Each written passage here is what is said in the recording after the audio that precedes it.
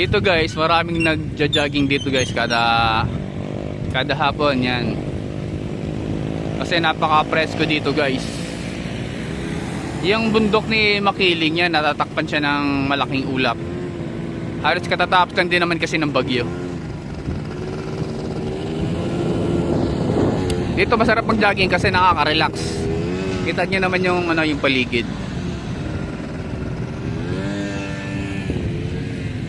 Dahil palagi tayong nakamotor guys, ngayon ay magja-jogging ako guys. Magpapapowers ako ng gusto guys.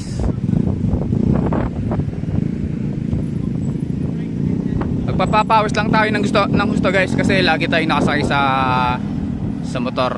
Kasi nga isa tayong delivery rider. Yan, pakita ko sa inyo. Marami dyan nagja-jogging guys. Doon nasa dulo pa yung iba.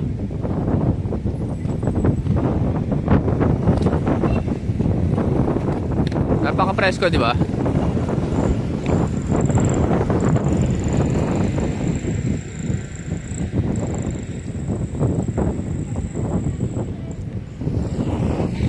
Bali bandang na guys, bandang alas 5 na ng hapon yan. Maya maya madadagdagan pa yung mga nagja-jogging ba yan.